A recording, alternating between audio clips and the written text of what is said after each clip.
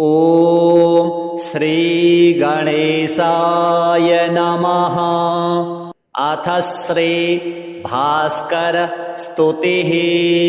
त्वं भानो जगतश्चक्षुस्त्वमात्मा सर्वदेहिनां त्वं योनिः सर्वभूतानां त्वमाचारः क्रियावताम् त्वं गतिः सर्वसाङ्ख्यानां योगिनां त्वं परायणाम् अनावृत्तार्गलद्वारं त्वं गतिस्त्वं मुमुक्षताम् त्वया सन्धार्यते लोकस्त्वया लोकः प्रकाश्यते त्वया पवित्रीक्रियते निर्व्याजं पाल्यते त्वया त्वामुपस्थाय काले तु ब्रह्मणा वेदपारगाः स्वशाखा विहितैर्मन्त्रैः अर्चन्त्य ऋषिगणार्चितां तव दिव्यं रथं यान्ताम् अनुयान्ति वरार्थिनः सिद्धचारणगन्धर्वा यक्षगुह्यकपन्नगाः त्रयस्त्रिंशच्च वै देवास्तथा वैमानिका गणाः सोपेन्द्राः समहेन्द्राश्च त्वामिष्ट्वा सिद्धिमागताः उपयान्त्यर्चयित्वा तु त्वां वै प्राप्तमनोरथाः दिव्यमन्दारमालाभिस्तूर्णं विद्याधरोत्तमाः गुह्याः पितृगणाः सप्त ये दिव्या ये च मानुषाः ते पूजयित्वा त्वामेव गच्छन्त्यासु प्रधानतां वसवो मरुतो रुद्रा ये च साध्या मरीचिपाः वाल्खिल्यादयः सिद्धाः श्रेष्ठत्वं प्राणिनां गताः सब्रह्मकेषु लोकेषु सप्तष्वप्यखिलेषु च न तद्भूतमहं मन्ये यदर्कादतिरिच्यते सन्ति चान्यानि सत्त्वानि वीर्यवन्ति महान्ति च न तु तेषां तथा दीप्तिः प्रभावो वा यथा तव ज्योतिंषि त्वयि सर्वाणि त्वं सर्वज्योतिषां पतिः त्वयि सत्यं च सत्त्वं च सर्वे भावाश्च सात्विकाः त्वत्तेजसा कृतं चक्रं सुनाभं विश्वकर्मणा देवारीणां मदो येन नासितः सारङ्गधन्वना त्वमादायान्शुभिस्तेजो निदाघे सर्वदेहिनां सर्वौषधीरसानां च पुनर्वर्षासु मुञ्चसि तपन्त्यन्ये दहन्त्यन्ये गर्जन्त्यन्ये तथा घनाः विद्योतन्ते प्रवर्षन्ति तव प्रावृषिरश्मयः न तथा सुखयत्यग्निर्न प्रावारा न कम्बलाः शीतवार्तादितं लोकं यथा तव मरीचयः त्रयोदशद्वीपवतीं गोभिर्भासयसे महीं त्रयाणामपि लोकानां हितायैकः प्रवर्तसे तव यद्युदयो न स्यात् अन्धं जगदिदं भवेत् न च धर्मार्थकामेषु प्रवर्तेरन्मनीषिणः आधानपशुबन्धेष्टि मन्त्रयज्ञतपः क्रियाः त्वत्प्रसादादवाप्यन्ते ब्रह्मक्षत्रविशां गणैः यदहरब्रह्मणः प्रोक्तं सहस्रयुगसंहितां तस्य त्वमादिरन्तश्च कालज्ञैः परिकीर्तितः मनूनां मनुपुत्राणां जगतो मानवस्य च मन्वन्तराणां सर्वेषाम् ईश्वराणां त्वमीश्वरः संहारकाले सम्प्राप्ते तव क्रोधविनिःसृतः संवर्तकाग्निस्त्रैलोक्यं भस्मीकृत्यावतिष्ठते त्वदधीधिति समुत्पन्ना नानावर्णा महाघनाः सैरावताः शासनयः कुर्वन्त्याभूत्सम्प्लवम् कृत्वा द्वादशधात्मानं द्वादशादित्यतां गतः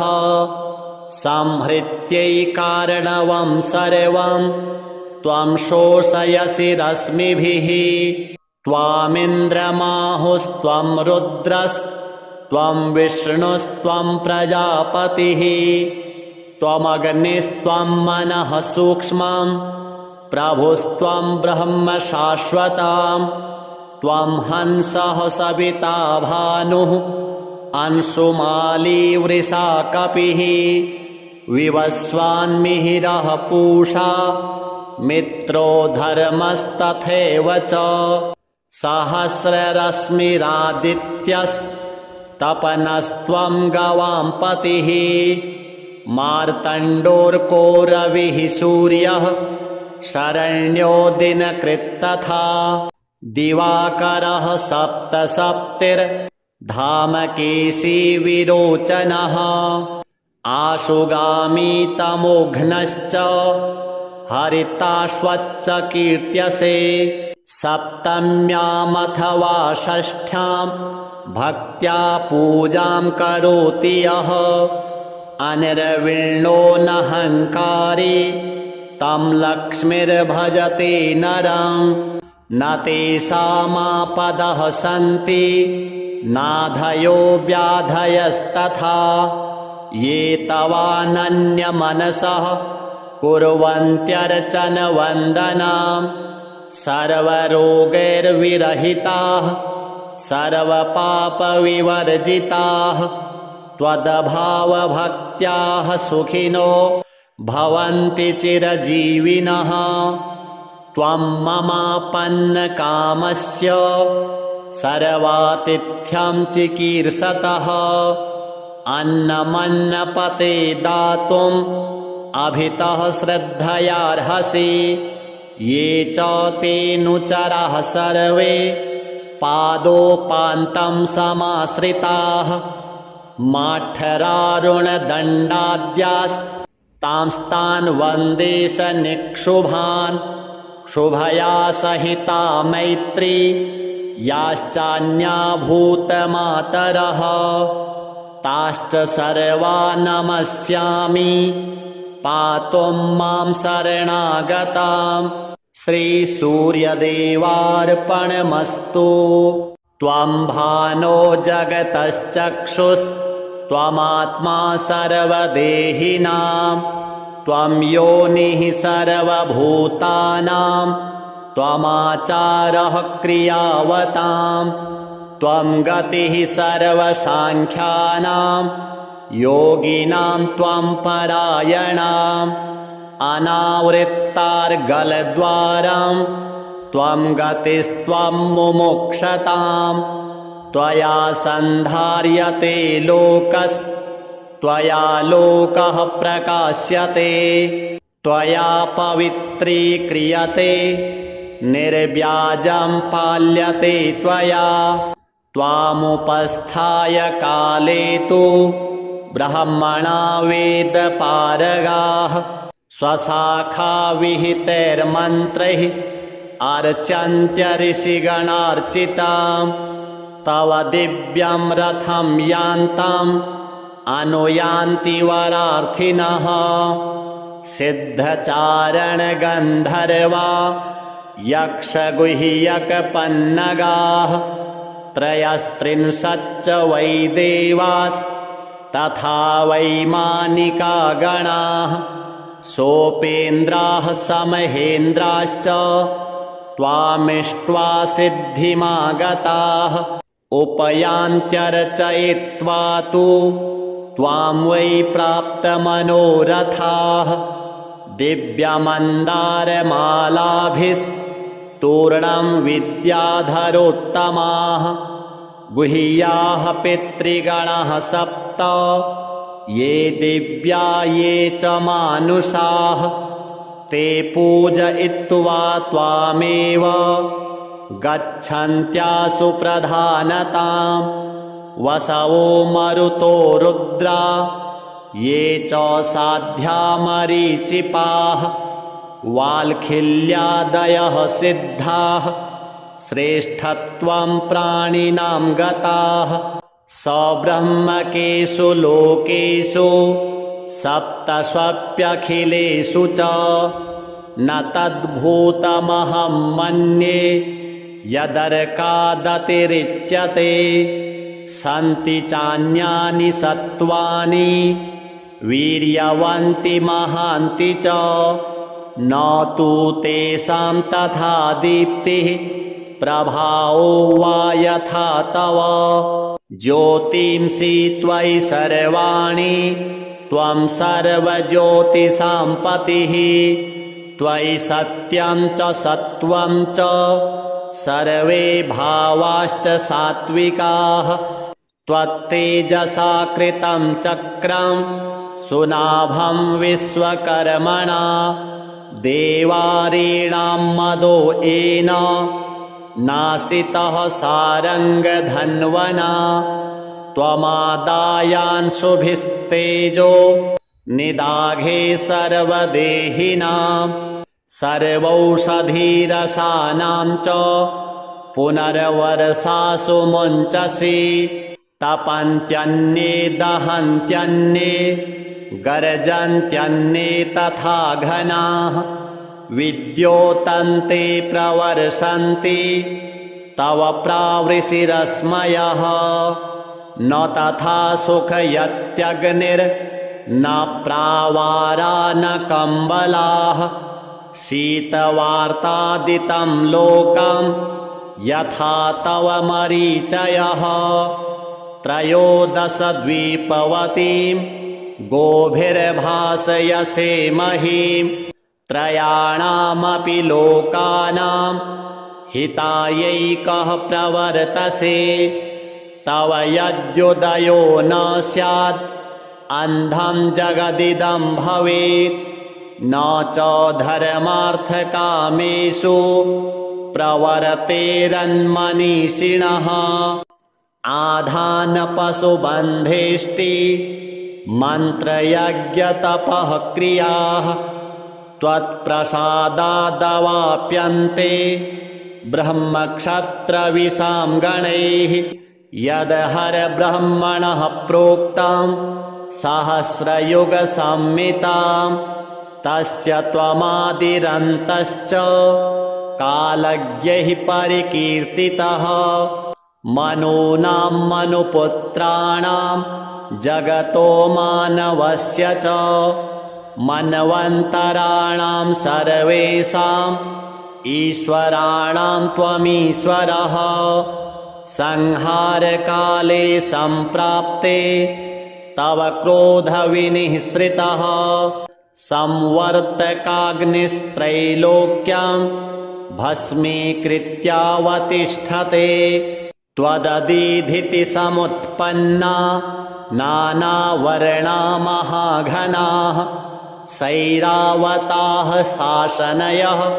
कुर्वन्त्या भूत्सम्प्लवां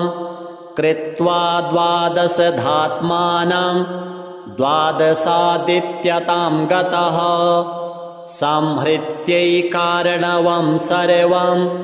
त्वं शोषयसि रश्मिभिः त्वामिन्द्रमाहुस्त्वं रुद्रस्त्वं विष्णुस्त्वं प्रजापतिः त्वमग्निस्त्वं मनः सूक्ष्मं प्रभुस्त्वं ब्रह्म शाश्वतां त्वं हंसः सविता भानुः अंशुमाली वृषा कपिः विवस्वान्मिहिरः पूषा मित्रो धर्मस्तथैव च सहस्ररश्मिरादित्यस्तपनस्त्वं गवां पतिः मार्तण्डोर्कोरविः सूर्यः शरण्यो दिनकृत्तथा दिवाकरः सप्तसप्तिर्धामकेशी विरोचनः आशुगामी तमोघ्नश्च हरिताश्वच्च कीर्त्यसे सप्तम्यामथवा षष्ठ्यां भक्त्या पूजां करोति यः अनिर्विण्णो नहङ्कारी तं लक्ष्मीर्भजते नरं न तेषामापदः सन्ति नाधयो व्याधयस्तथा ये तवानन्यमनसः कुर्वन्त्यर्चनवन्दनां सर्वरोगैर्विरहिताः सर्वपापविवर्जिताः त्वद्भावभक्त्याः सुखिनो भवन्ति चिरजीविनः त्वं ममापन्नकामस्य सर्वातिथ्यं चिकीर्षतः अन्नमन्नपते दातुम् अभितः श्रद्धयार्हसि ये च तेऽनुचराः सर्वे पादोपान्तं समाश्रिताः माठरारुणदण्डाद्यास्तांस्तान् वन्दे सनिक्षुभान् शुभया सहिता मैत्री याश्चान्या भूतमातरः ताश्च सर्वा नमस्यामि पातुं मां शरणागतां श्रीसूर्यदेवार्पणमस्तु त्वं भानो जगतश्चक्षुस्त्वमात्मा सर्वदेहिनां त्वं योनिः सर्वभूतानां त्वमाचारः क्रियावतां त्वं गतिः सर्वसाङ्ख्यानां योगिनां त्वं परायणाम् अनावृत्तार्गलद्वारं त्वं गतिस्त्वं मुमुक्षतां त्वया सन्धार्यते लोकस्त्वया लोकः प्रकाश्यते त्वया पवित्रीक्रियते निर्व्याजं पाल्यते त्वया त्वामुपस्थाय काले तु ब्रह्मणा वेदपारगाः स्वशाखाविहितैर्मन्त्रैः अर्चन्त्य ऋषिगणार्चितां तव दिव्यं रथं यान्ताम् अनुयान्ति वरार्थिनः सिद्धचारणगन्धर्वा यक्षगुह्यकपन्नगाः त्रयस्त्रिंशच्च वै देवास्तथा वैमानिका गणाः सोपेन्द्राः समहेन्द्राश्च त्वामिष्ट्वा सिद्धिमागताः उपयान्त्यर्चयित्वा तु त्वां वै प्राप्तमनोरथाः दिव्यमन्दारमालाभिस्तूर्णं विद्याधरोत्तमाः गुह्याः पितृगणाः सप्त ये दिव्या ये च मानुषाः ते पूजयित्वा त्वामेव गच्छन्त्यासु प्रधानतां वसवो मरुतो रुद्रा ये च साध्या मरीचिपाः वाल्खिल्यादयः सिद्धाः श्रेष्ठत्वं प्राणिनां गताः सब्रह्मकेषु लोकेषु सप्तष्वप्यखिलेषु च न तद्भूतमहं मन्ये यदर्कादतिरिच्यते सन्ति चान्यानि सत्त्वानि वीर्यवन्ति महान्ति च न तु तेषां तथा दीप्तिः प्रभावो वा यथा तव ज्योतिंषि त्वयि सर्वाणि त्वं सर्वज्योतिषां पतिः त्वयि सत्यं च सत्वं च सर्वे भावाश्च सात्विकाः त्वत्तेजसा कृतं चक्रं सुनाभं विश्वकर्मणा देवारीणां मदो येन नासितः सारङ्गधन्वना त्वमादायान्शुभिस्तेजो निदाघे सर्वदेहिनां सर्वौषधीरसानां च पुनर्वर्षासु मुञ्चसि तपन्त्यन्ये दहन्त्यन्ये गर्जन्त्यन्ये तथा घनाः विद्योतन्ते प्रवर्षन्ति तव प्रावृषिरश्मयः न तथा सुखयत्यग्निर्न प्रावारा न कम्बलाः शीतवार्तादितं लोकं यथा तव मरीचयः त्रयोदशद्वीपवतीं गोभिर्भासयसे महीं त्रयाणामपि लोकानां हितायैकः प्रवर्तसे तव यद्युदयो न स्यात् अन्धं जगदिदं भवेत् न च धर्मार्थकामेषु प्रवर्तेरन्मनीषिणः आधानपशुबन्धेष्टि मन्त्रयज्ञतपः क्रियाः त्वत्प्रसादादवाप्यन्ते ब्रह्मक्षत्रविशां गणैः यदहरब्रह्मणः प्रोक्तं सहस्रयुगसंहितां तस्य त्वमादिरन्तश्च कालज्ञैः परिकीर्तितः मनूनां मनुपुत्राणां जगतो मानवस्य च मन्वन्तराणां सर्वेषाम् ईश्वराणां त्वमीश्वरः संहारकाले सम्प्राप्ते तव क्रोधविनिःसृतः संवर्तकाग्निस्त्रैलोक्यं भस्मीकृत्यावतिष्ठते त्वदधीधिति समुत्पन्ना नानावर्णा महाघनाः सैरावताः शासनयः कुर्वन्त्या भूत्सम्प्लवं कृत्वा द्वादशधात्मानं द्वादशादित्यतां गतः संहृत्यैकार्णवं सर्वं त्वं शोषयसि रश्मिभिः त्वामिन्द्रमाहुस्त्वं रुद्रस्त्वं विष्णुस्त्वं प्रजापतिः त्वमग्निस्त्वं मनः सूक्ष्मं प्रभुस्त्वं ब्रह्म शाश्वतं त्वं हंसः सविता भानुः अंशुमाली वृषा कपिः विवस्वान्मिहिरः पूषा मित्रो धर्मस्तथैव च सहस्ररश्मिरादित्यस्तपनस्त्वं गवां पतिः मार्तण्डोर्कोरविः सूर्यः शरण्यो दिनकृत्तथा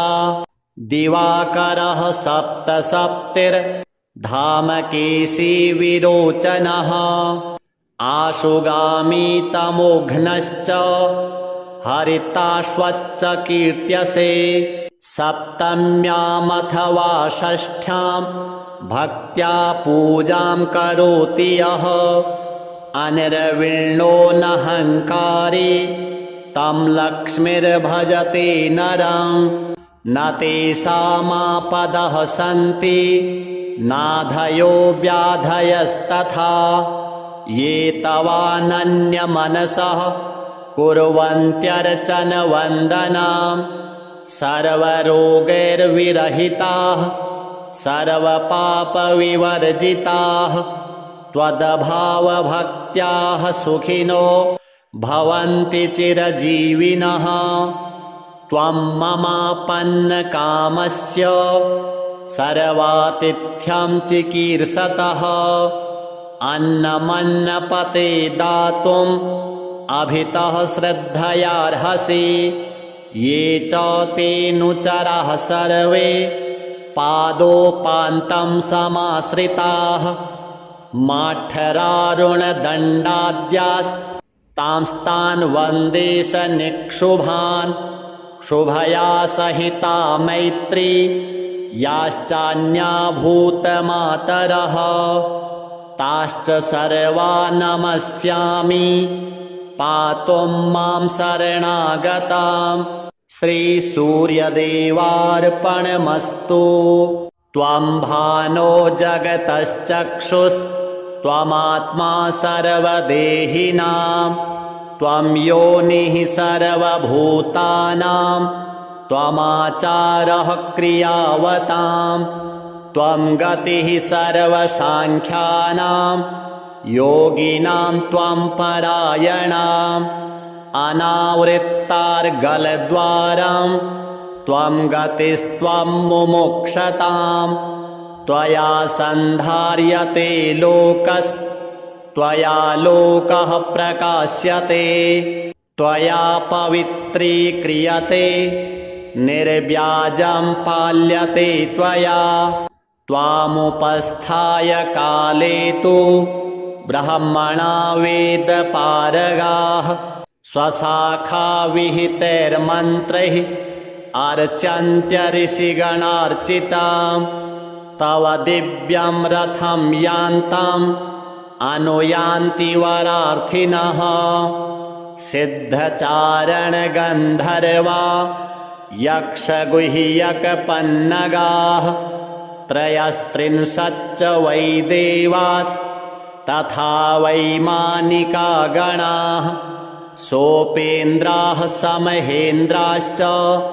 त्वामिष्ट्वा सिद्धिमागताः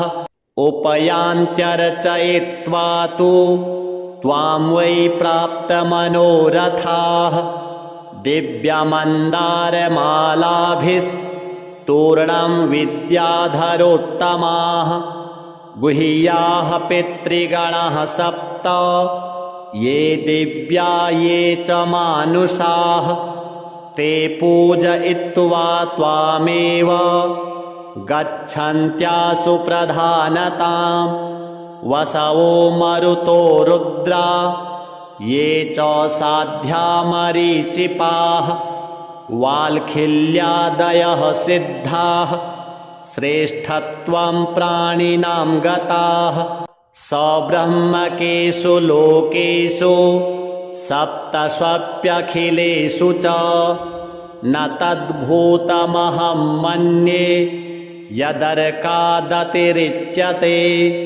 सन्ति चान्यानि सत्त्वानि वीर्यवन्ति महान्ति च न तु तेषां तथा दीप्तिः प्रभावो वा यथा तव ज्योतिंषि त्वयि सर्वाणि त्वं सर्वज्योतिषां पतिः त्वयि सत्यं च सत्त्वं च सर्वे भावाश्च सात्विकाः त्वत्तेजसा कृतं चक्रं सुनाभं विश्वकर्मणा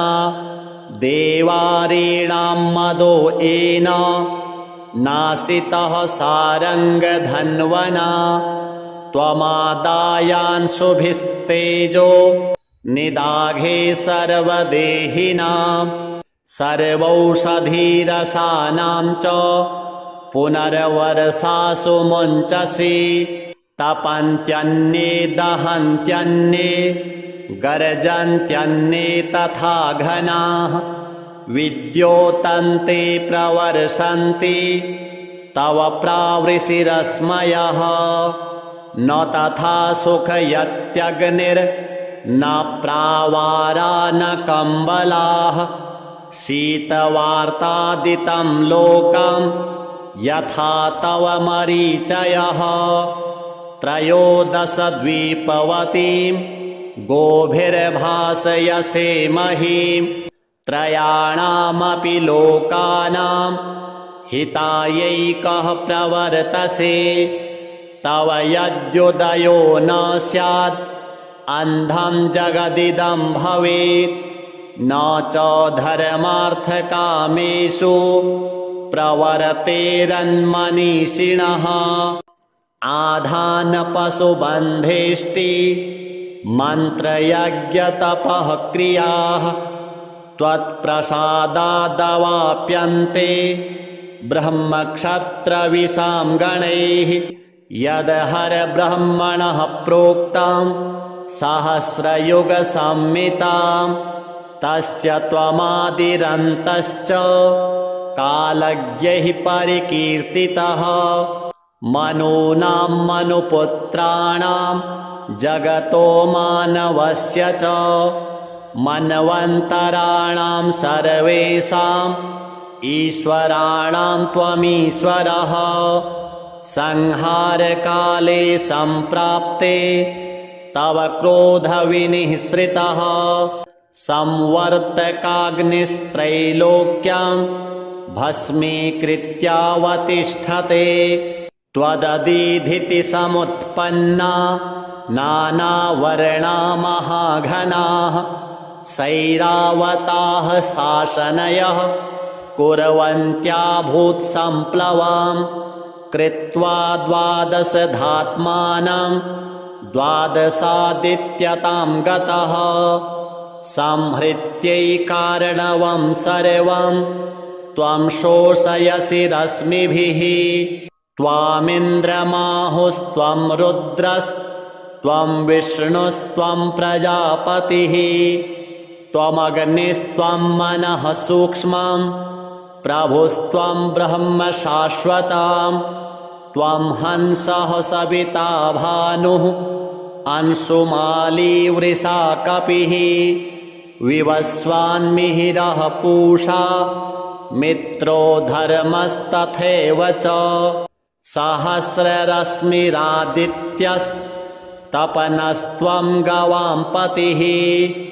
मार्तण्डोर्कोरविः सूर्यः शरण्यो दिनकृत्तथा दिवाकरः सप्तसप्तिर्धामकेशी विरोचनः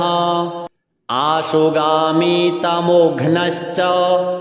हरिताश्वच्च कीर्त्यसे सप्तम्यामथवा षष्ठ्यां भक्त्या पूजां करोति यः अनिर्विण्णो नहङ्कारी तं लक्ष्मीर्भजते नरं न तेषामापदः सन्ति नाधयो व्याधयस्तथा ये तवानन्यमनसः कुर्वन्त्यर्चनवन्दनां सर्वरोगैर्विरहिताः सर्वपापविवर्जिताः त्वद्भावभक्त्याः सुखिनो भवन्ति चिरजीविनः त्वं ममापन्नकामस्य सर्वातिथ्यं चिकीर्षतः अन्नमन्नपते दातुम् अभितः श्रद्धयार्हसि ये च तेऽनुचराः सर्वे पादोपान्तं समाश्रिताः माठरारुणदण्डाद्यास्तांस्तान् वन्दे सनिक्षुभान् शुभया सहिता मैत्री याश्चान्या भूतमातरः ताश्च सर्वा नमस्यामि पातुं मां शरणागतां श्रीसूर्यदेवार्पणमस्तु त्वं भानो जगतश्चक्षुस्त्वमात्मा सर्वदेहिनां त्वं योनिः सर्वभूतानां त्वमाचारः क्रियावतां त्वं गतिः सर्वसाङ्ख्यानां योगिनां त्वं परायणाम् अनावृत्तार्गलद्वारं त्वं गतिस्त्वं मुमुक्षतां त्वया सन्धार्यते लोकस्त्वया लोकः प्रकाश्यते त्वया पवित्रीक्रियते निर्व्याजं पाल्यते त्वया त्वामुपस्थाय काले तु ब्रह्मणा वेदपारगाः स्वशाखा विहितैर्मन्त्रैः अर्चन्त्य ऋषिगणार्चितां तव दिव्यं रथं यान्ताम् अनुयान्ति वरार्थिनः सिद्धचारणगन्धर्वा यक्षगुह्यकपन्नगाः त्रयस्त्रिंशच्च वै देवास्तथा वैमानिका गणाः सोपेन्द्राः समहेन्द्राश्च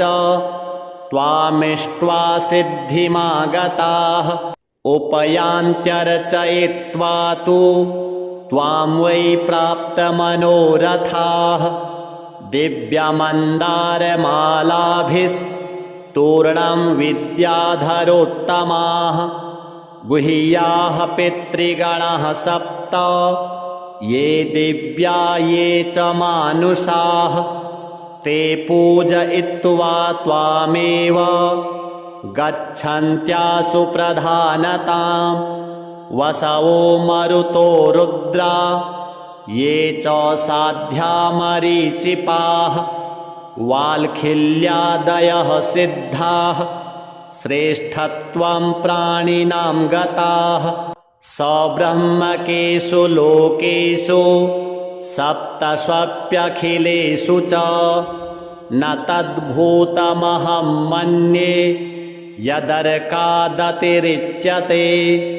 सन्ति चान्यानि सत्त्वानि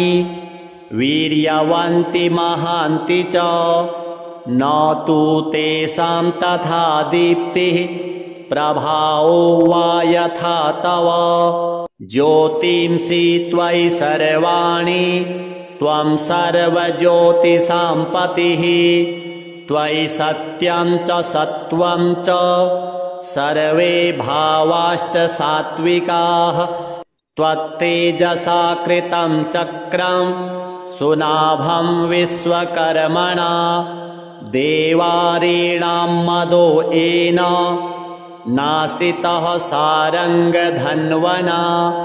त्वमादायांशुभिस्तेजो निदाघे सर्वदेहिनां सर्वौषधीरसानां च पुनर्वर्षासु मुञ्चसि तपन्त्यन्ये दहन्त्यन्ये गर्जन्त्यन्ये तथा घनाः विद्योतन्ते प्रवर्षन्ति तव प्रावृषिरश्मयः न तथा सुखयत्यग्निर्न प्रावारा न कम्बलाः शीतवार्तादितं लोकं यथा तव मरीचयः त्रयोदशद्वीपवतीं गोभिर्भासयसे महीं त्रयाणामपि लोकानां हितायैकः प्रवर्तसे तव यद्युदयो न स्यात् अन्धं जगदिदं भवेत् न च धर्मार्थकामेषु प्रवर्तेरन्मनीषिणः आधानपशुबन्धेष्टि मन्त्रयज्ञतपः क्रियाः त्वत्प्रसादादवाप्यन्ते ब्रह्मक्षत्रविशां गणैः यदहरब्रह्मणः प्रोक्तं सहस्रयुगसंहितां तस्य त्वमादिरन्तश्च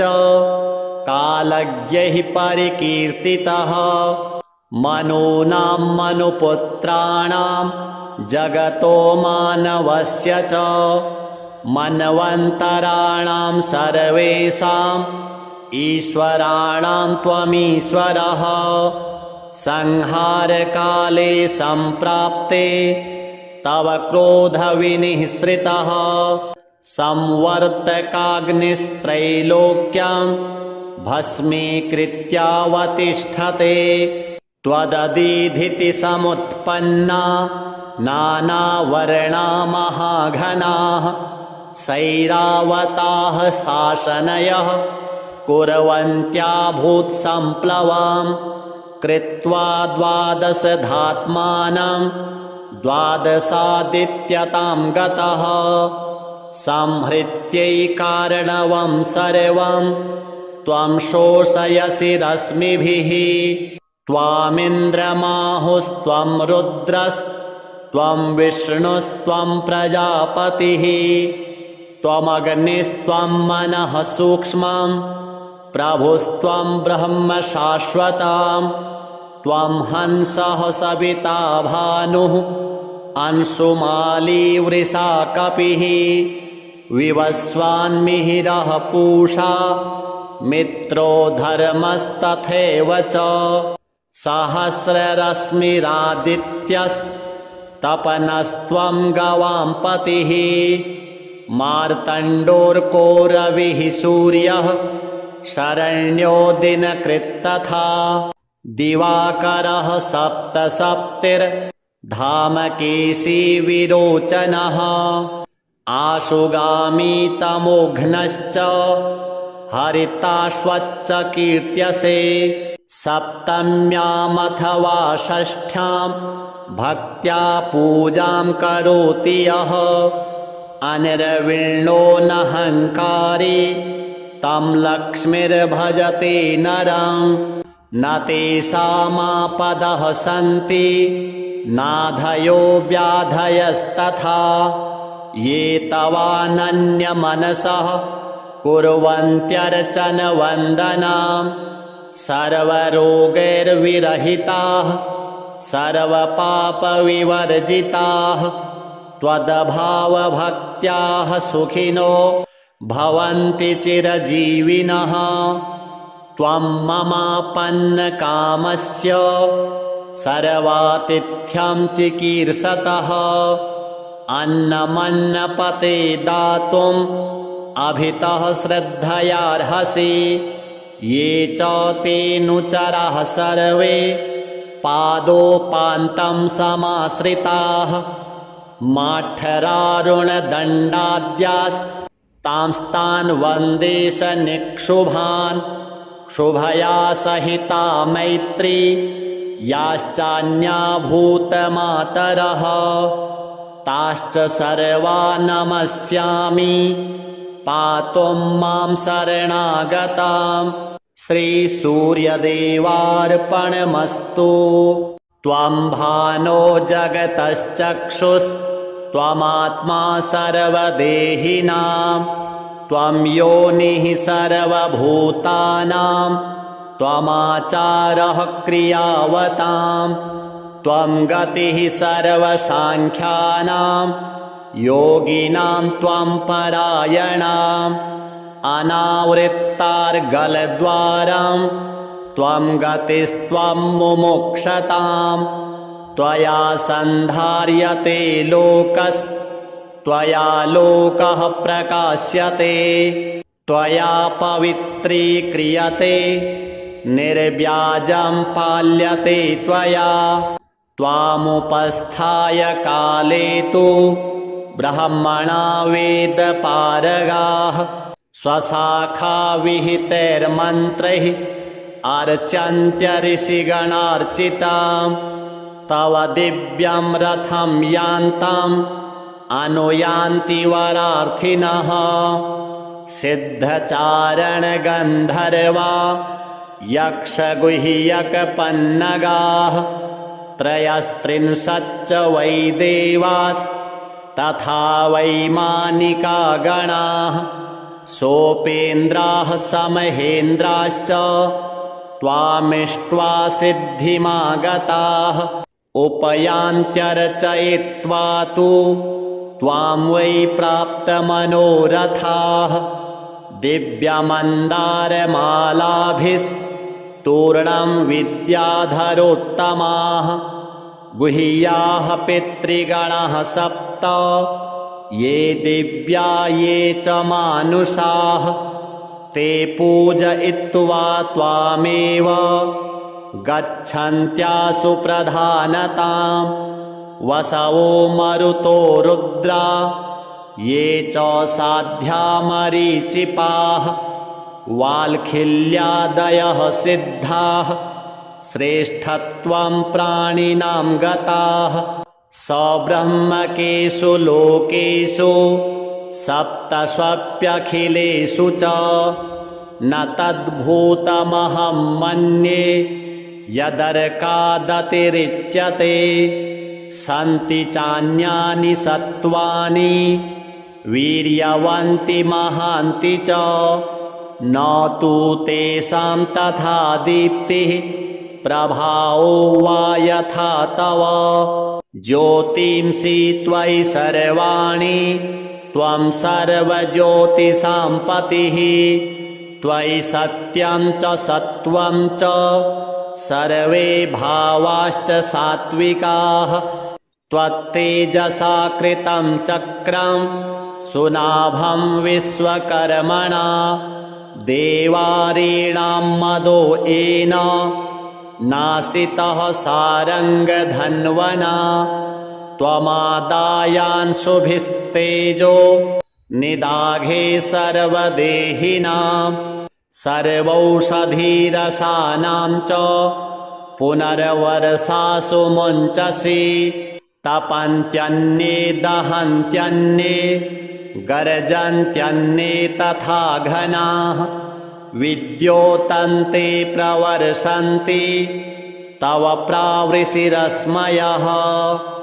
न तथा सुखयत्यग्निर्न प्रावारा न कम्बलाः शीतवार्तादितं लोकं यथा तव मरीचयः त्रयोदशद्वीपवतीं गोभिर्भासयसे महीं त्रयाणामपि लोकानां हितायैकः प्रवर्तसे तव यद्युदयो न स्यात् अन्धं जगदिदं भवेत् न च धर्मार्थकामेषु प्रवर्तेरन्मनीषिणः आधानपशुबन्धेष्टि मन्त्रयज्ञतपः क्रियाः त्वत्प्रसादादवाप्यन्ते ब्रह्मक्षत्रविशां गणैः यदहरब्रह्मणः प्रोक्तं सहस्रयुगसंहितां तस्य त्वमादिरन्तश्च कालज्ञैः परिकीर्तितः मनूनां मनुपुत्राणां जगतो मानवस्य च मन्वन्तराणां सर्वेषाम् ईश्वराणां त्वमीश्वरः संहारकाले सम्प्राप्ते तव क्रोधविनिःसृतः संवर्तकाग्निस्त्रैलोक्यं भस्मीकृत्यावतिष्ठते त्वदधीधिति समुत्पन्ना नानावर्णा महाघनाः सैरावताः शासनयः कुर्वन्त्या भूत्सम्प्लवां कृत्वा द्वादशधात्मानं द्वादशादित्यतां गतः संहृत्यैकार्णवं सर्वं त्वं शोषयसि रश्मिभिः त्वामिन्द्रमाहुस्त्वं रुद्रस्त्वं विष्णुस्त्वं प्रजापतिः त्वमग्निस्त्वं मनः सूक्ष्मं प्रभुस्त्वं ब्रह्म शाश्वतं त्वं हंसः सविता भानुः अंशुमाली वृषा कपिः विवस्वान्मिहिरः पूषा मित्रो धर्मस्तथैव च सहस्ररश्मिरादित्यस्तपनस्त्वं गवां पतिः मार्तण्डोर्कोरविः सूर्यः शरण्यो दिनकृत्तथा दिवाकरः सप्तसप्तिर्धामकेशी विरोचनः आशुगामी तमोघ्नश्च हरिताश्वच्च कीर्त्यसे त्वमग्निस्त्वं मरुतो वरुणस्त्वं शोषयसि रश्मिभिः त्वामिन्द्रमाहुस्त्वं रुद्रस्त्वं प्रजापतिः त्वामिन्द्रमाहुस्त्वं विष्णुस्त्वं प्रजापतिः त्वमग्निस्त्वं मनः सूक्ष्मं प्रभुस्त्वं ब्रह्म शाश्वतं त्वं हंसः सविता भानुः अंशुमाली वृषा कपिः विवस्वान्मिहिरः पूषा मित्रो धर्मस्तथैव च सहस्ररश्मिरादित्यस्तपनस्त्वं गवां पतिः मार्तण्डोर्कोरविः सूर्यः शरण्यो दिनकृत्तथा दिवाकरः सप्तसप्तिर्धामकेशी विरोचनः आशुगामी तमोघ्नश्च हरिताश्वच्च सप्तम्यामथवा षष्ठ्यां भक्त्या पूजां करोति यः अनिर्विण्णो नहङ्कारी तं लक्ष्मीर्भजते नरं न तेषामापदः सन्ति नाधयो व्याधयस्तथा ये तवानन्यमनसः कुर्वन्त्यर्चनवन्दनां सर्वरोगैर्विरहिताः सर्वपापविवर्जिताः त्वद्भावभक्त्याः सुखिनो भवन्ति चिरजीविनः त्वं ममापन्नकामस्य सर्वातिथ्यं चिकीर्षतः अन्नमन्नपते दातुम् अभितः श्रद्धयार्हसि ये च तेऽनुचराः सर्वे पादोपान्तं समाश्रिताः माठरारुणदण्डाद्यास्तांस्तान् वन्दे सनिक्षुभान् शुभया सहिता मैत्री याश्चान्या भूतमातरः ताश्च सर्वा नमस्यामि पातुं मां शरणागतां श्रीसूर्यदेवार्पणमस्तु त्वं भानो जगतश्चक्षुस्त्वमात्मा सर्वदेहिनां त्वं योनिः सर्वभूतानां त्वमाचारः क्रियावतां त्वं गतिः सर्वसाङ्ख्यानां योगिनां त्वं परायणाम् अनावृत्तार्गलद्वारं त्वं गतिस्त्वं मुमुक्षतां त्वया सन्धार्यते लोकस्त्वया लोकः प्रकाश्यते त्वया पवित्रीक्रियते निर्व्याजं पाल्यते त्वया त्वामुपस्थाय काले तु ब्रह्मणा वेदपारगाः स्वशाखा विहितैर्मन्त्रैः अर्चन्त्य ऋषिगणार्चितां तव दिव्यं रथं यान्ताम् अनुयान्ति वरार्थिनः सिद्धचारणगन्धर्वा यक्षगुह्यकपन्नगाः त्रयस्त्रिंशच्च वै देवास्तथा वैमानिका गणाः सोपेन्द्राः समहेन्द्राश्च त्वामिष्ट्वा सिद्धिमागताः उपयान्त्यर्चयित्वा तु त्वां वै प्राप्तमनोरथाः दिव्यमन्दारमालाभिस्तूर्णं विद्याधरोत्तमाः गुह्याः पितृगणाः सप्त ये दिव्या ये च मानुषाः ते पूजयित्वा त्वामेव गच्छन्त्यासु प्रधानतां वसवो मरुतो रुद्रा ये च साध्या मरीचिपाः वाल्खिल्यादयः सिद्धाः श्रेष्ठत्वं प्राणिनां गताः सब्रह्मकेषु लोकेषु सप्तष्वप्यखिलेषु च न तद्भूतमहं मन्ये यदर्कादतिरिच्यते सन्ति चान्यानि सत्त्वानि वीर्यवन्ति महान्ति च न तु तेषां तथा दीप्तिः प्रभावो वा यथा तव ज्योतिंषि त्वयि सर्वाणि त्वं सर्वज्योतिषां पतिः त्वयि सत्यं च सत्त्वं च सर्वे भावाश्च सात्विकाः त्वत्तेजसा कृतं चक्रं सुनाभं विश्वकर्मणा देवारीणां मदो येन नासितः सारङ्गधन्वना त्वमादायांशुभिस्तेजो निदाघे सर्वदेहिनां सर्वौषधीरसानां च पुनर्वर्षासु मुञ्चसि तपन्त्यन्ये दहन्त्यन्ये गर्जन्त्यन्ये तथा घनाः विद्योतन्ते प्रवर्षन्ति तव प्रावृषिरश्मयः न तथा सुखयत्यग्निर्न प्रावारा न कम्बलाः शीतवार्तादितं लोकं यथा तव मरीचयः त्रयोदशद्वीपवतीं गोभिर्भासयसे महीं त्रयाणामपि लोकानां हितायैकः प्रवर्तसे तव यद्युदयो न स्यात् अन्धं जगदिदं भवेत् न च धर्मार्थकामेषु प्रवर्तेरन्मनीषिणः आधानपशुबन्धेष्टि मन्त्रयज्ञतपः क्रियाः त्वत्प्रसादादवाप्यन्ते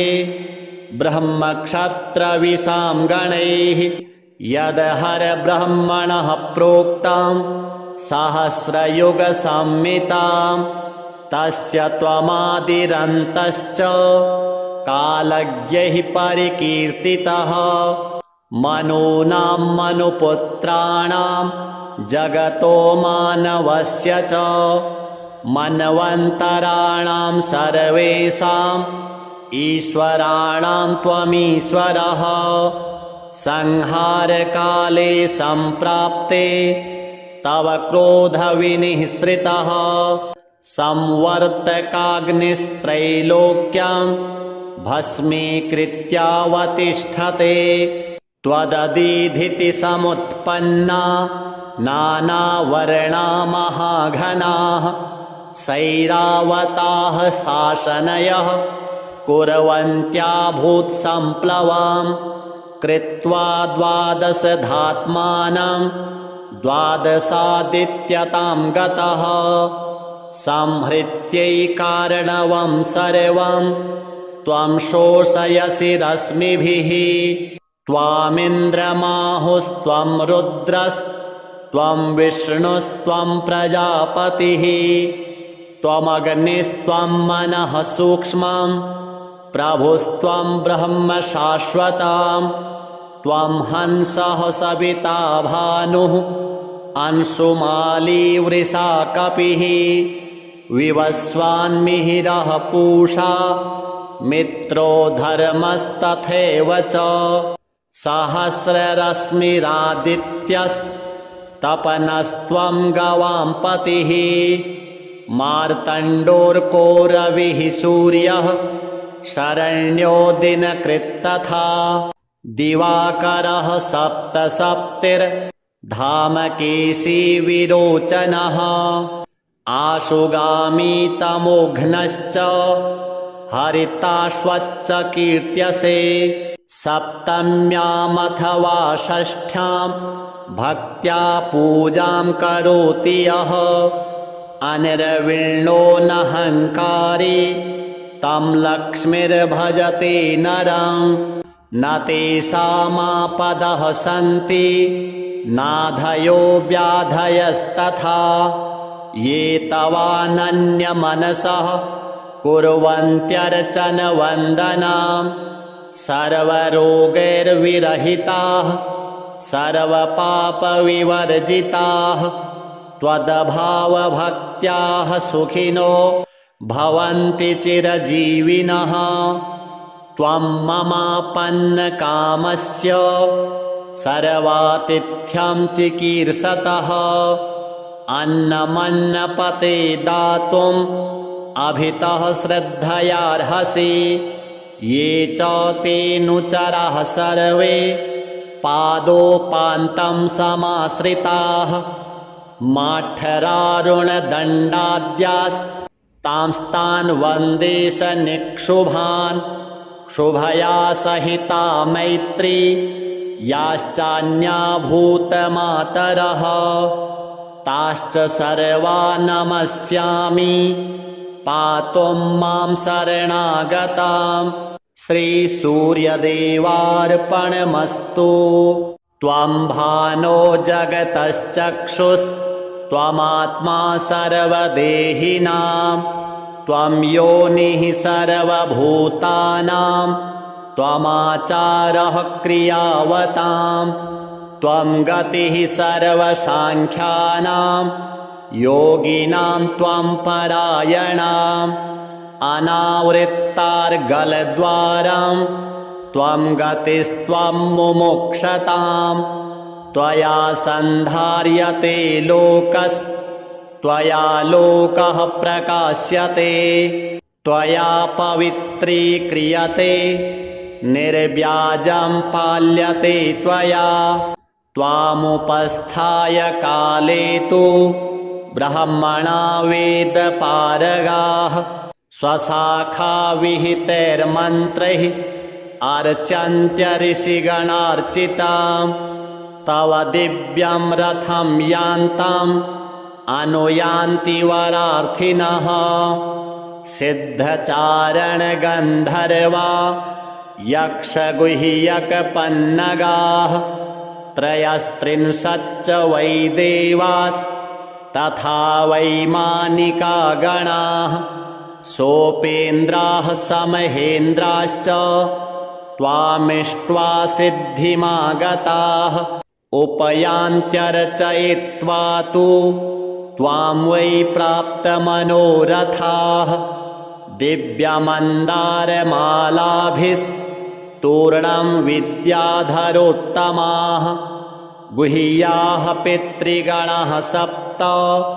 ये दिव्या ये च मानुषाः। ते पूजयित्वा त्वामेव गच्छन्त्यासु प्रधानताम्। वसवो मरुतो रुद्रा ये च साध्या मरीचिपाः। वाल्खिल्यादयः सिद्धाः श्रेष्ठत्वं प्राणिनां गताः। सब्रह्मकेषु लोकेषु सप्तष्वप्यखिलेषु च न तद्भूतमहं मन्ये यदर्कादतिरिच्यते। सन्ति चान्यानि सत्त्वानि वीर्यवन्ति महान्ति च न तु तेषां तथा दीप्तिः प्रभावो वा यथा तव। ज्योतिंषि त्वयि सर्वाणि त्वं सर्वज्योतिषां पतिः। त्वयि सत्यं च सत्त्वं च सर्वे भावाश्च सात्विकाः। त्वत्तेजसा कृतं चक्रं सुनाभं विश्वकर्मणा। देवारीणां मदो येन नासितः सारङ्गधन्वना। त्वमादायांशुभिस्तेजो निदाघे सर्वदेहिनां। सर्वौषधीरसानां च पुनर्वर्षासु मुञ्चसि। तपन्त्यन्ये दहन्त्यन्ये गर्जन्त्यन्ये तथा घनाः। विद्योतन्ते प्रवर्षन्ति तव प्रावृषिरश्मयः। न तथा सुखयत्यग्निर्न प्रावारा न कम्बलाः। शीतवार्तादितं लोकं यथा तव मरीचयः। त्रयोदशद्वीपवतीं गोभिर्भासयसे महीं। त्रयाणामपि लोकानां हितायैकः प्रवर्तसे। तव यद्युदयो न स्यात् अन्धं जगदिदं भवेत्। न च धर्मार्थकामेषु प्रवर्तेरन्मनीषिणः। आधानपशुबन्धेष्टि मन्त्रयज्ञतपः क्रियाः। त्वत्प्रसादादवाप्यन्ते ब्रह्मक्षत्रविशां गणैः। यदहरब्रह्मणः प्रोक्तं सहस्रयुगसंहिताम् तस्य त्वमादिरन्तश्च कालज्ञैः परिकीर्तितः मनूनां मनुपुत्राणां जगतो मानवस्य च मन्वन्तराणां सर्वेषाम् ईश्वराणां त्वमीश्वरः संहारकाले सम्प्राप्ते तव क्रोधविनिःसृतः संवर्तकाग्निस्त्रैलोक्यं भस्मीकृत्यावतिष्ठते त्वदधीधिति समुत्पन्ना नानावर्णा महाघनाः सैरावताः शासनयः कुर्वन्त्याभूत्सम्प्लवां कृत्वा द्वादशधात्मानं द्वादशादित्यतां गतः संहृत्यैकार्णवं सर्वं त्वं शोषयसि रश्मिभिः त्वामिन्द्रमाहुस्त्वं रुद्रस्त्वं विष्णुस्त्वं प्रजापतिः त्वमग्निस्त्वं मनः सूक्ष्मं प्रभुस्त्वं ब्रह्म शाश्वतं त्वं हंसः सविता भानुः अंशुमाली वृषा कपिः विवस्वान्मिहिरः पूषा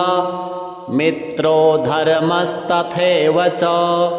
सहस्ररश्मिरादित्यस्तपनस्त्वं गवां पतिः मार्तण्डोर्कोरविः सूर्यः शरण्यो दिनकृत्तथा दिवाकरः सप्तसप्तिर्धामकेशी विरोचनः आशुगामी तमोघ्नश्च हरिताश्वच्च कीर्त्यसे सप्तम्यामथवा षष्ठ्यां भक्त्या पूजां करोति यः अनिर्विण्णो नहङ्कारी तं लक्ष्मीर्भजते नरं न तेषामापदः सन्ति नाधयो व्याधयस्तथा ये तवानन्यमनसः कुर्वन्त्यर्चनवन्दनां सर्वरोगैर्विरहिताः सर्वपापविवर्जिताः त्वद्भावभक्त्याः सुखिनो भवन्ति चिरजीविनः त्वं ममापन्नकामस्य सर्वातिथ्यं चिकीर्षतः अन्नमन्नपते दातुम् अभितः श्रद्धयार्हसि ये च तेऽनुचराः सर्वे पादोपान्तं समाश्रिताः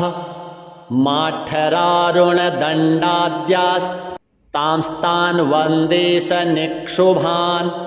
शुभया सहिता मैत्री याश्चान्या भूतमातरः ताश्च सर्वा नमस्यामि पातुं मां शरणागतां श्रीसूर्यदेवार्पणमस्तु त्वं भानो जगतश्चक्षुस्त्वमात्मा सर्वदेहिनां त्वं योनिः सर्वभूतानां त्वमाचारः क्रियावतां त्वं गतिः सर्वसाङ्ख्यानां योगिनां त्वं परायणाम् अनावृत्तार्गलद्वारं त्वं गतिस्त्वं मुमुक्षतां त्वया सन्धार्यते लोकस्त्वया लोकः प्रकाश्यते त्वया पवित्रीक्रियते निर्व्याजं पाल्यते त्वया त्वामुपस्थाय काले तु ब्रह्मणा वेदपारगाः स्वशाखा विहितैर्मन्त्रैः अर्चन्त्य ऋषिगणार्चितां तव दिव्यं रथं यान्तम् अनुयान्ति वरार्थिनः सिद्धचारणगन्धर्वा यक्षगुह्यकपन्नगाः त्रयस्त्रिंशच्च वै देवास् तथा वैमानिका गणाः सोपेन्द्राः समहेन्द्राश्च त्वामिष्ट्वा सिद्धिमागताः उपयान्त्यर्चयित्वा तु त्वां वै प्राप्तमनोरथाः दिव्यमन्दारमालाभिस्तूर्णं विद्याधरोत्तमाः गुह्याः पितृगणाः सप्त ये दिव्या ये च मानुषाः ते पूजयित्वा त्वामेव गच्छन्त्यासु प्रधानतां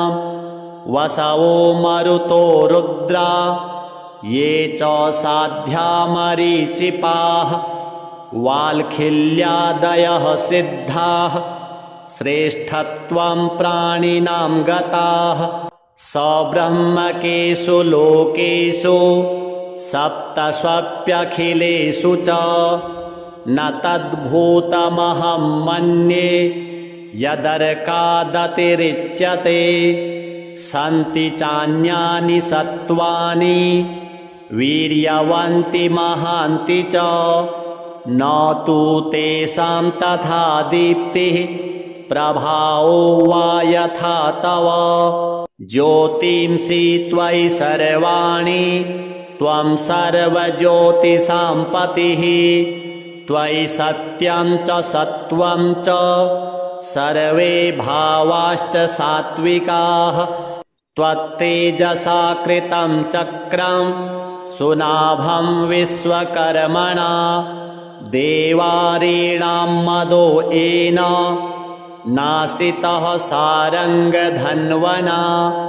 त्वमादायांशुभिस्तेजो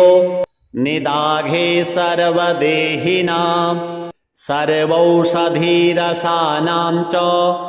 पुनर्वर्षासु मुञ्चसि तपन्त्यन्ये दहन्त्यन्ये गर्जन्त्यन्ये तथा घनाः विद्योतन्ते प्रवर्षन्ति तव प्रावृषिरश्मयः न तथा सुखयत्यग्निर्न प्रावारा न कम्बलाः शीतवार्तादितं लोकं यथा तव मरीचयः त्रयोदशद्वीपवतीं गोभिर्भासयसे महीं त्रयाणामपि लोकानां हितायैकः प्रवर्तसे तव यद्युदयो न स्यात् अन्धं जगदिदं भवेत् न च धर्मार्थकामेषु प्रवर्तेरन्मनीषिणः आधानपशुबन्धेष्टि मन्त्रयज्ञतपः क्रियाः त्वत्प्रसादादवाप्यन्ते ब्रह्मक्षत्रविशां गणैः यदहरब्रह्मणः प्रोक्तं सहस्रयुगसंहितां तस्य त्वमादिरन्तश्च कालज्ञैः परिकीर्तितः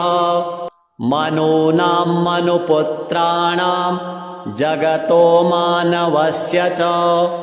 मन्वन्तराणां सर्वेषाम् ईश्वराणां त्वमीश्वरः संहारकाले सम्प्राप्ते तव क्रोधविनिःसृतः संवर्तकाग्निस्त्रैलोक्यं भस्मीकृत्यावतिष्ठते त्वदधीधिति समुत्पन्ना नानावर्णा महाघनाः सैरावताः शासनयः कुर्वन्त्या भूत्सम्प्लवं कृत्वा द्वादशधात्मानं द्वादशादित्यतां गतः संहृत्यैकार्णवं सर्वं त्वं शोषयसि रश्मिभिः त्वामिन्द्रमाहुस्त्वं रुद्रस्त्वं विष्णुस्त्वं प्रजापतिः त्वमग्निस्त्वं मनः सूक्ष्मं प्रभुस्त्वं ब्रह्म शाश्वतं त्वं हंसः सविता भानुः अंशुमाली वृषा कपिः विवस्वान्मिहिरः पूषा मित्रो धर्मस्तथैव च सहस्ररश्मिरादित्यस्तपनस्त्वं गवां पतिः मार्तण्डोर्कोरविः सूर्यः शरण्यो दिनकृत्तथा दिवाकरः सप्तसप्तिर्धामकेशी विरोचनः आशुगामी तमोघ्नश्च हरिताश्वच्च कीर्त्यसे सप्तम्यामथवा षष्ठ्यां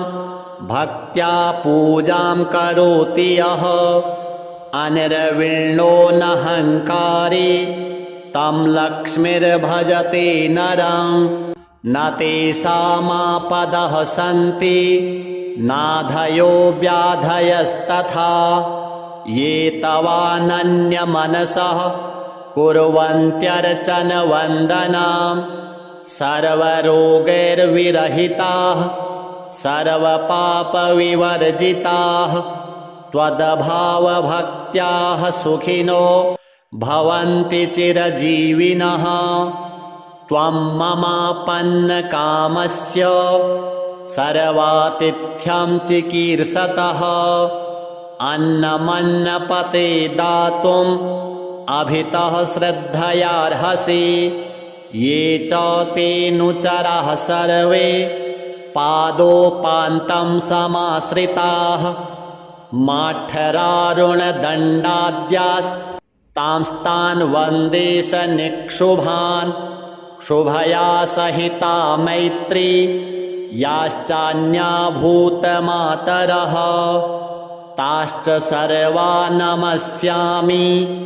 पातुं मां शरणागतां श्रीसूर्यदेवार्पणमस्तु त्वं भानो जगतश्चक्षुस्त्वमात्मा सर्वदेहिनां त्वं योनिः सर्वभूतानां त्वमाचारः क्रियावतां त्वं गतिः सर्वसाङ्ख्यानां योगिनां त्वं परायणाम् अनावृत्तार्गलद्वारं त्वं गतिस्त्वं मुमुक्षतां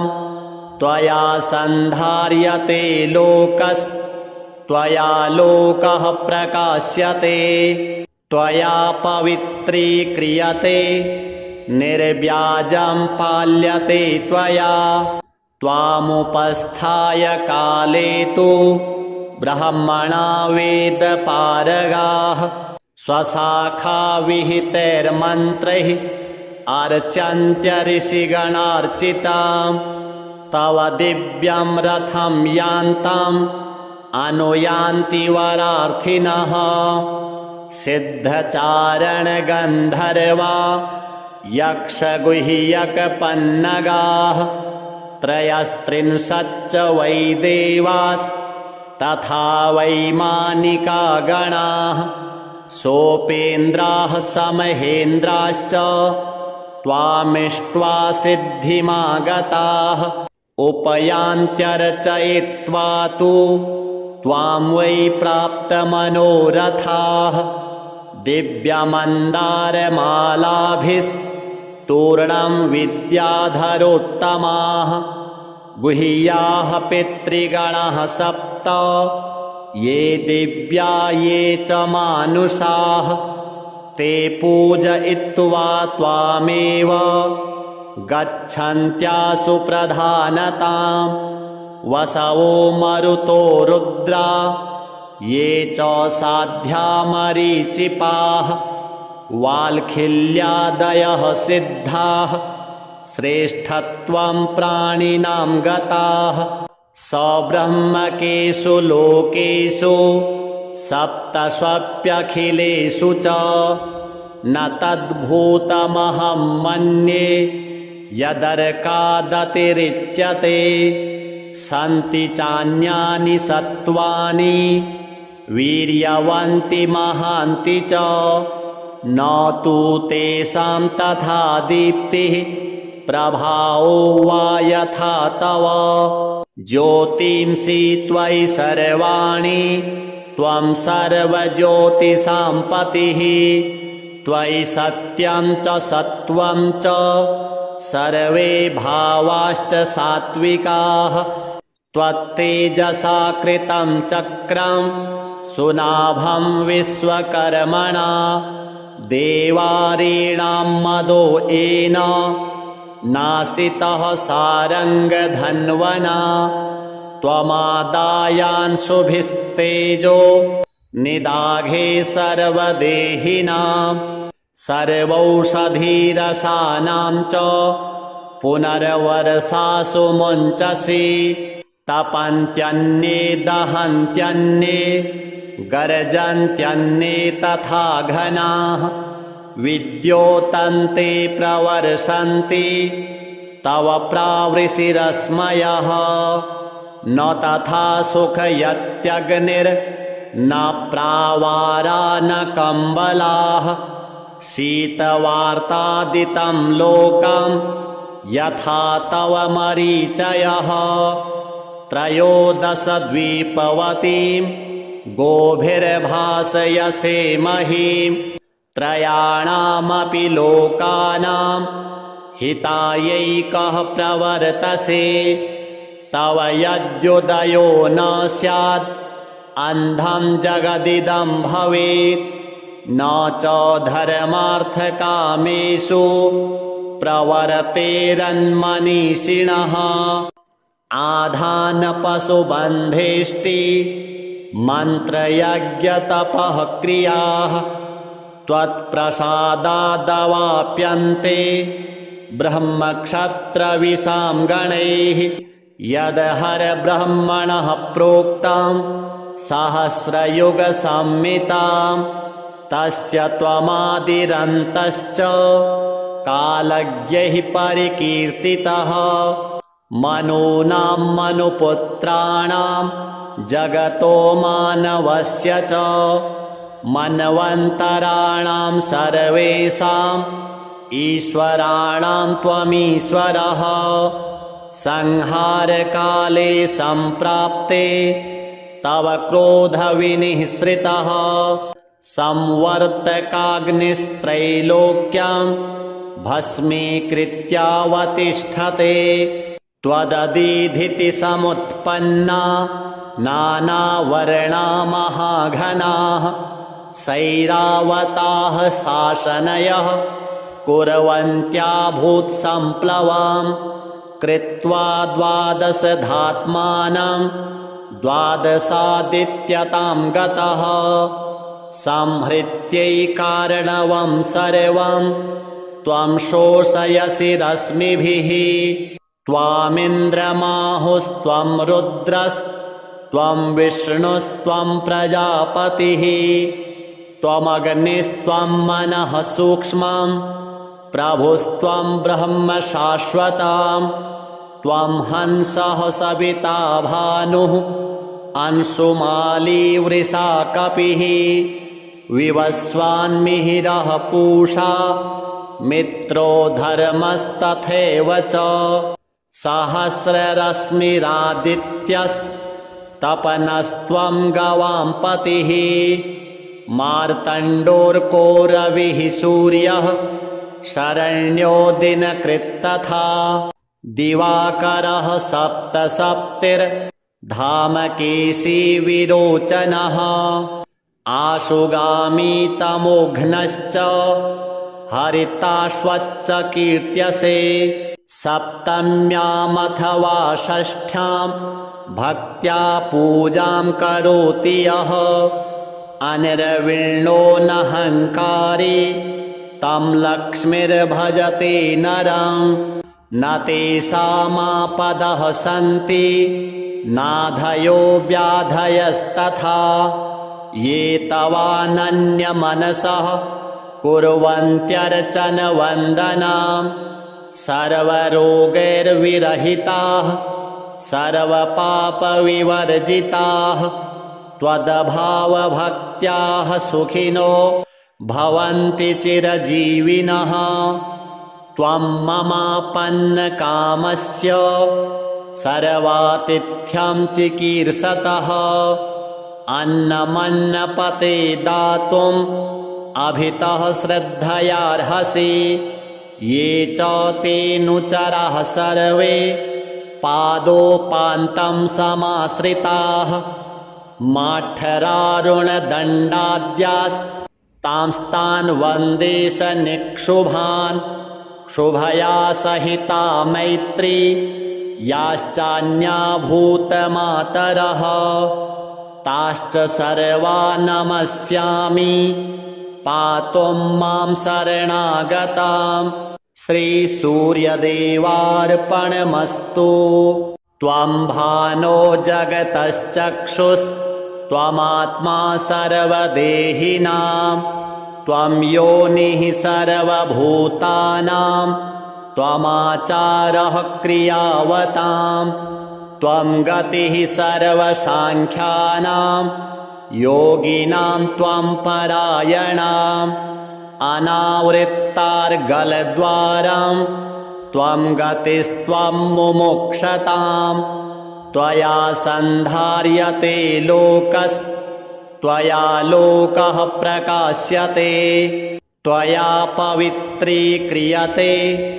निर्व्याजं पाल्यते त्वया त्वामुपस्थाय काले तु ब्रह्मणा वेदपारगाः स्वशाखा विहितैर्मन्त्रैः अर्चन्त्य ऋषिगणार्चितां तव दिव्यं रथं यान्तम् अनुयान्ति वरार्थिनः सिद्धचारणगन्धर्वा यक्षगुह्यकपन्नगाः त्रयस्त्रिंशच्च वै देवास्तथा वैमानिका गणाः सोपेन्द्राः समहेन्द्राश्च त्वामिष्ट्वा सिद्धिमागताः उपयान्त्यर्चयित्वा तु त्वां वै प्राप्तमनोरथाः दिव्यमन्दारमालाभिस्तूर्णं विद्याधरोत्तमाः गुह्याः पितृगणाः सप्त ये दिव्या ये च मानुषाः ते पूजयित्वा त्वामेव गच्छन्त्यासु प्रधानतां वसवो मरुतो रुद्रा ये च साध्या मरीचिपाः वाल्खिल्यादयः सिद्धाः श्रेष्ठत्वं प्राणिनां गताः सब्रह्मकेषु लोकेषु सप्तस्वप्यखिलेषु च न तद्भूतमहं मन्ये यदर्कादतिरिच्यते सन्ति चान्यानि सत्त्वानि वीर्यवन्ति महान्ति च न तु तेषां तथा दीप्तिः प्रभावो वा यथा तव ज्योतिंषि त्वयि सर्वाणि त्वं सर्वज्योतिषां पतिः त्वयि सत्यं च सत्त्वं च सर्वे भावाश्च सात्विकाः त्वत्तेजसा कृतं चक्रं सुनाभं विश्वकर्मणा देवारीणां मदो येन नासितः सारङ्गधन्वना त्वमादायान्शुभिस्तेजो निदाघे सर्वदेहिनां सर्वौषधीरसानां च पुनर्वर्षासु मुञ्चसि तपन्त्यन्ये दहन्त्यन्ये गर्जन्त्यन्ये तथा घनाः विद्योतन्ते प्रवर्षन्ति तव प्रावृषिरश्मयः न तथा सुखयत्यग्निर्न प्रावारा न कम्बलाः शीतवार्तादितं लोकं यथा तव मरीचयः त्रयोदशद्वीपवतीं गोभिर्भासयसे महीं त्रयाणामपि लोकानां हितायैकः प्रवर्तसे तव यद्युदयो न स्यात् अन्धं जगदिदं भवेत् न च धर्मार्थकामेषु प्रवर्तेरन्मनीषिणः आधानपशुबन्धेष्टि मन्त्रयज्ञतपः क्रियाः